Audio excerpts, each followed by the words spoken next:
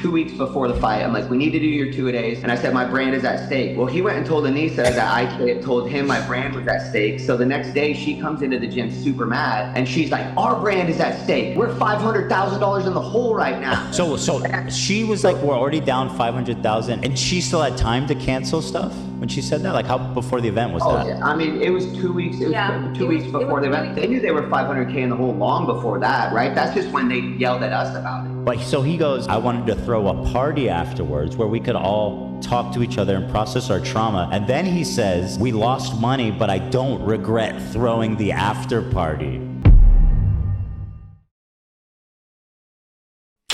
Good job, Ian and Anissa. Good morning, everyone. Last night, some of you might have caught the insane stream on the H3 show where they brought on the coach of Ian and Anissa and he spilled a lot about the two of them. Today, I'm reacting to Quinfew's coverage of this. Go drop him a sub when you can, because I was blown away at some of the stuff that he revealed. Like for example, how they were already down $500,000 before the event even started. Yet despite that, they still threw like 4 parties for it. Aside from the laughable management behind this, it's quite heartbreaking because this guy, the coach, was getting unnecessary backlash from Anissa and Ian just because he was doing his job properly and making Ian a better fighter for CC2. Just sit back and watch this video because there's actually a whole myriad of issues they talked about. Did you guys know that just a few short weeks before Creator Clash 2, they were negative $500,000? She shared with us prior to CC2, like a month before, that they were negative, was it 500K already? Yeah, at the time. Whoa, hold on. Yeah, Say that again. They were negative 500K before the event. Yes. So going Can I interrupt, this beautiful video? I want to say, I'm excited for this one. up to the event with the ticket sales and the PPV sales, How unlikable do you have to be to have your own ex-boxing coach come out to air you out on a show? That's wild. when the event started, they knew they were down $500,000. Yes. This is actually an insane update, like a legitimately insane update, and it has to do with Idubbbz and Creator Clash. And the reason we're talking about this is because just a few short hours ago, Idubbbz's old coach went on a live stream with Ethan Klein and leaked some information that we didn't know about before. Information that helps us understand how Creator Clash could have possibly lost $250,000. I love the fact that by Ian and Anissa stepping away from this, they've only made like some more embarrassing info about the past events more public. Those who don't if they didn't fucking drop out, then the new managers, would have now leaked the fact that 34% of the profit was going to them. If they just fucking stuck there, if they just shut up, kept on running this, it would have been fine. So Idubbbz and his wife Anissa set up this Creator Clash thing, which is I think CC3, it would have sort of, fucked up horrendously, but, it would have done better than this current fucking mess, this drama. essentially just a boxing match between content creators, and they were publicizing it, and also it was partly a charity event. The first year they did it went super well. They raised like $1 million. Second year, terrible, lost $250,000, and the third one, that has been the most recent, I mean, he's not wrong, is probably not going to be happening. But let's bring it back to what we just found out a few hours ago. So Idubbbz's former coach for these boxing events has come forward, and he gave us information about what was going on behind the scenes. Go back, hold on, I want to say something. His former coach for I miss that beautiful, god-awful hair. Is that Curtis Connor? Yeah, the guy the video essayist, he has like similar hair to him. these boxing events has come forward, and he gave us information about what was going on behind the scenes for Creator Clash 2. Information like, I don't know, the fact that Idubbbz rented out an entire hotel for over 300 content creators for the event. I think it was you, Kate, that mentioned that he and Anissa did in fact pay for Hassan and all of his compadres to travel to and stay at Creator Clash 2. Oh, bro, this part was so funny. Okay, so Ian paid for Hassan and buddies, to fly over, but who's the one person who he missed out intentionally? Or he didn't pay for to visit him? Yes. Yeah, so they were talking about that long before, about how they had to fly in all these people. First of all, they rented the hotel for over 300 creators and flew a lot of them in. When the first year, it was much more scaled back. We just had a couple floors of like some place, like a nice suite place, but it wasn't extravagant at all. And then the second year, they did that full hotel for 300 creators. They flew a lot of people in. One of the people they flew in was Froggy Tonic, and they flew him in from France. That's well, they flew in, the good friend Froggy Tonic. That's insane. In this same clip, he talks about the fact that they could not fly Idubbbz's father into the hotel because they didn't have enough money for it. And when we asked them if Ian's dad was going to be there, because he was there for the first event, they said they couldn't afford to fly Ian's dad in. It was too expensive. Yeah. That's insane, dude. Okay, you know, okay, like, this is very shitty, right? You know, like I have no idea about like his dad trauma with him. He might fucking hate his dad. I have no idea, but that's so funny. He'll invite her son and his friends and Froggy Tonic, but his own father at this event, you know, where he's fighting at. That's wild. That's insane. I know. That's slop. That's slop. No. Now, this does make sense as Idubbbz hadn't developed empathy yet. It sounds really pathetic to say at the age of 32, I've acquired empathy. So it just makes sense that he wouldn't be able to invite his father when there's 300 really cool content creators that should get a place at this hotel. But maybe To be fair, I was sensing that, like, you know, he had like some family drama before this, because bear in mind, he changed his own last name when he married Anissa. Bro, the man of the marriage changed his own last name. I think his last name was Washburn, whatever, like some really cool name. to yourself, well, this isn't enough to be, you know, incredibly damning. You know, we don't know why he spent so much money renting out this entire hotel for over 300 other content creators. Can we figure out more about their intentions? Yeah. Because she would always talk about a certain group of people. It was like somebody named Pokemon. Okay, can I real quick? This guy, Mike, the coach, he's a legend. He's so sweet. Other people. And she would always talk about how she wants like them to be there and she wants to be a part of their group. So a lot of it, and then so that's why, like, and then the first year was like during that girl's birthday party. So no, sorry. Knowing that detail, it breaks my heart that she had to settle for denims. So to me, that looks like using the, you know, funds that they had for Creator Clash and using those to further their own agenda. Anissa, in this example, is using that money to entice Pokimane and other content creators that she wants to be connected with, that she wants to network with, over to the event to get connected. I don't know about. Yeah, that's so funny as well. They will pay for so many people to come over, but then like they won't ask for, like, you know, a bit of promotion. Like if I was Anissa, right, I'd bring over Pokimane and I'd be like, hey, could you promote this on your Twitter, on your stream? That'd be really great. I mean, she might have, you know, for all I know, but like it didn't seem like that. It seemed like pure like a networking thing. About you guys, but for the life of me, I can't figure out any other useful way to spend that money. The money that was supposed to go towards an event where, you know, the excess would go to charity. Now, admittedly, that point, not super strong, nothing crazy. Here's one for you though. Did you guys know that just a few short weeks before Creator Clash 2, they were negative $500,000? You heard that right, $500,000 down the hole. Nicely for the gala that there would be pictures and such. yeah, Oh yes, that's what fucking Harley, that goddamn drama fraud. $500,000 down the hole. Nicely for Bro, he got like the fucking the Keemstar set up. That's so funny. Yeah, I want to know, you know, like how did they say, bro, if they were down 500k, what profit did they make, you know, to get them back up to 250k in loss? I'm guessing that was like the revenue made from the event. for the gala that there would be pictures and such. Yeah, we found out it was a red carpet event that they flew Getty Images in for. So they straight up flew Getty Images to take pictures for the event. When we asked them about it, and I said, I mean, it's stuff like that. I really mind, because yeah, it does make sense. You know, you would bring over like for photographers to take pictures for the event. hey, is there a gala? And they said, oh, you guys don't even worry about it. You don't have to go to that. I'm sorry. Oh, she didn't want any of us there. She only wanted like creators there or people that would, I guess, make her feel like she could get more clout. I honestly Yeah, bear in mind, I believe they had like, you know, 3 or 4 galas at this thing. Four fucking parties at this, you know, amateur boxing event to make everyone feel better. That's so funny. believe that the reason Bro, just like, fucking have like one party where you buy Dominoes and like buy like a big thing of Coke. That's it. You don't need 4 parties, dude. That's insane. why Ian and Nisa excluded us and did not want us to know about the gala is because we're both very professional, we're both very direct and very transparent. If they told us that they're going to throw a huge gala after the fight and it was going to cost a ton of money, we would have asked them, why are you doing this? Yeah, because Anissa already told us, she shared with us prior to CC2, like a month before, that they were negative, was it 500K already? Yeah, she at the time. Whoa, hold on. Yeah, that's important. Say that again. Say that again. Wait, say again. They were negative 500K before the event. Yes. So going up to the event with the ticket sales and the PPV sales, when the event started, they knew they were down $500,000. Oh, Yeah, shit. so the Okay, I take that. I walk it back. So even with the ticket sales, you know, all of the revenue firsthand, they were already down 500k. Oh my god! We found dude. this out was because That's diabolical. I wanted Ian to start doing 2 training sessions a day, and I said, Ian, you need to start doing 2 a Okay. day.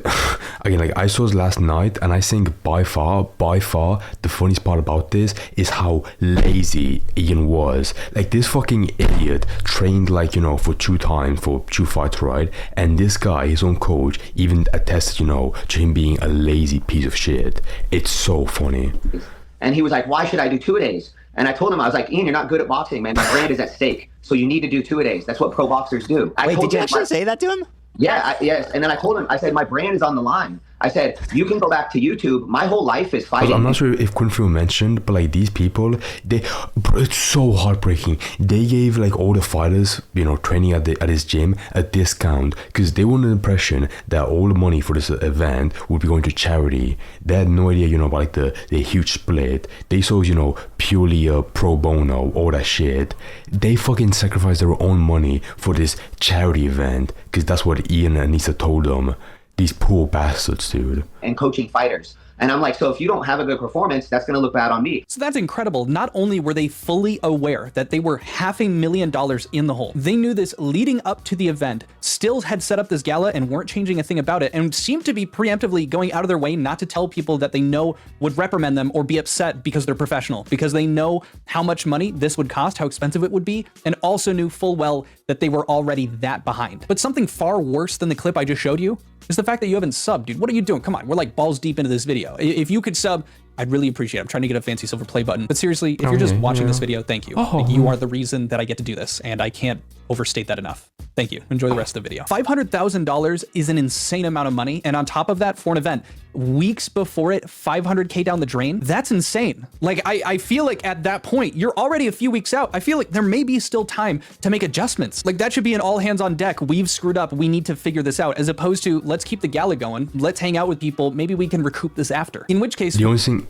I have to commend Ian for is, his mental strength for not breaking down crying. Because if I was him, right, and I fucked this up this badly, and I was down $500,000 from this event, I'd blow my own brains out. I'm not kidding. We know the event happened. They were able to get $250,000 roughly, and that's the ending total. They were down 250 grand. And Idubbbz is attributed. Bro, so like before like all this news dropped, I was baffled at that 250K loss. But now with the knowledge that they were down prior 500K, I think it's a fucking godsend that they made back, at least half of it. So they weren't, just down $500,000.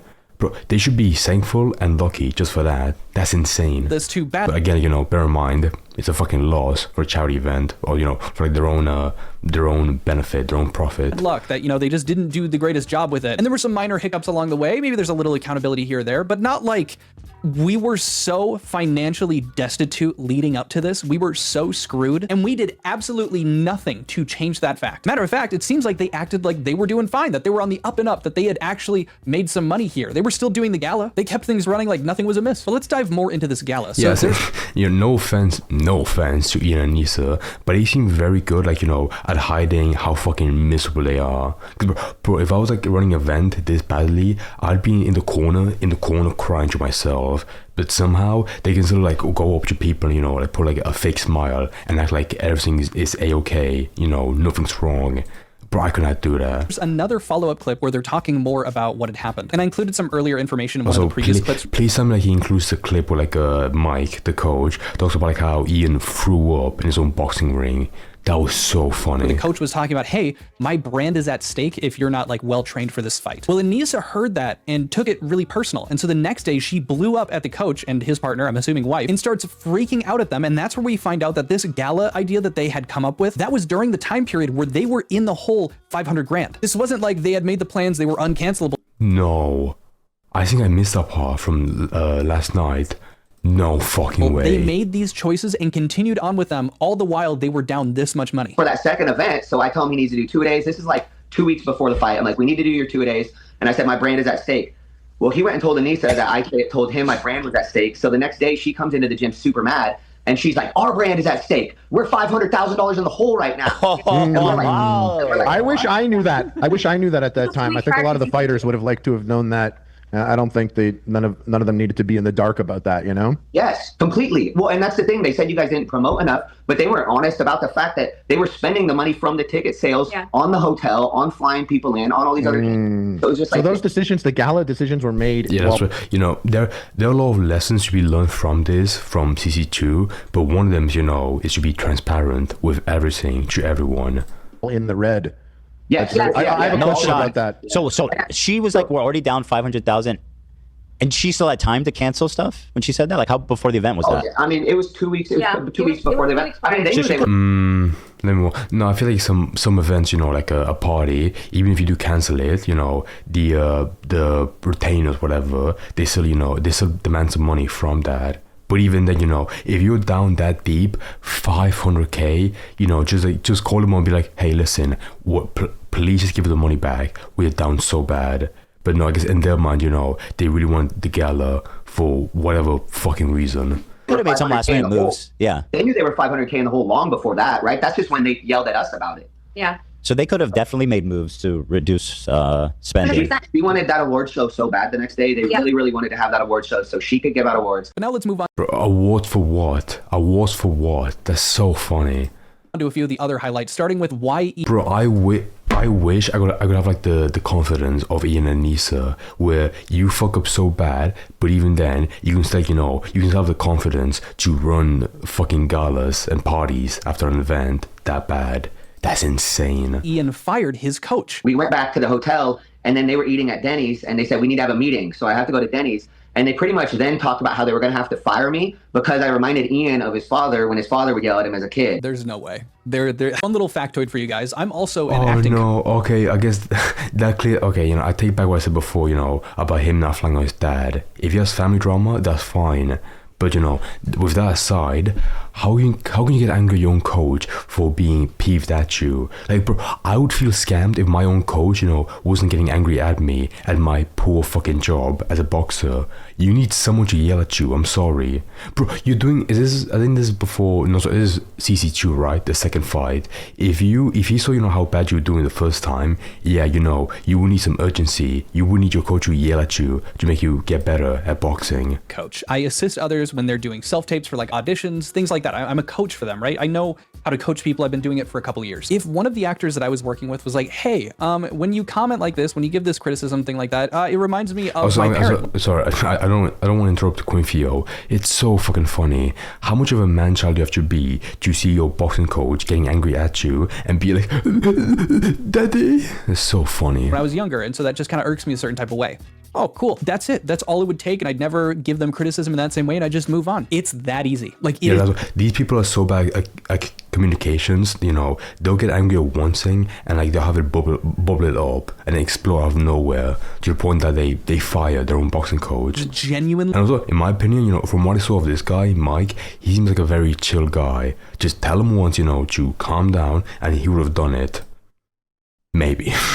That easy. And it is so funny to me that allegedly this is how he got canned. They sat down at a Denny's and Ian hit him with a, when you yell at me, it reminds me of my dad when he yelled at me, so we can no longer walk together. The way that Ian handled this is... When I was a kid, whenever I would shit my pants, my daddy would yell at me, just like you. So insanely immature that I can actually understand to a much better degree why they were down the whole $500,000, why he has done so poorly in a lot of the drama that he's been facing recently. Bro, I'm so glad that people now, like actual big commentary channels like Quinfio, they're finally waking up to how dumb people like Ian and Nisa are. They're moronic. That is a they were protected so much during CC1 and so they were being defended so heavily in CC2 that it felt like everyone just loved them, and this was like a minor mishap, a minor mistake. But now everyone's woken up to the insane bullshit. Single conversation to be had and you're done. It's that easy. As we move on to this next clip, I just wanted to give a shout out to Yeet. The entire reason that we have all of these compiled together is because Yeet was literally documenting this stuff as it was coming out. So huge kudos to this guy. But this clip specific... I don't like Yeet that much, but when it comes to clips from the H3 show, they're pretty good for that. Is captioned with a chair, referencing the cuck chair because, Idubbbz being a cuck, hoo hoo ha ha.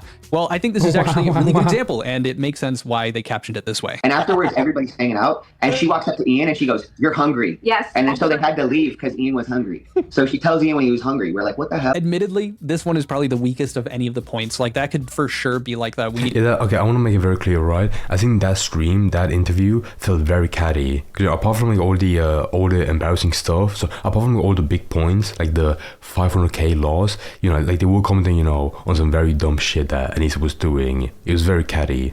But to be honest, I didn't care because it was funny. Need to get out of here, I need to chat with you kind of thing. Although with Idubbbz' history and Anissa's and all that, it makes you wonder. Now there are some more clips from this. I'll leave a link down to Yeet's Twitter as he's been posting pretty much all of these clips, and I'll let you guys take a look at a few of them. They're pretty goofy. By goofy, I mean they just make Ian and Anissa look absolutely terrible. But for the sake of this video, I wanted the focus to be on the actions of Ian and Anissa and how every single one that had been mentioned in this interview have seemed to all been to the detriment of the actual event, more specifically to the charity side of this event. But with that, I'll leave it to you guys. I'd love to hear your thoughts about any of the points made. Realistically, there could be some bias there. Realistically, they could have embellished. Yeah, bear in mind, like we're having like, a good like chuckle at this, but bear in mind, these are just two people alleging this.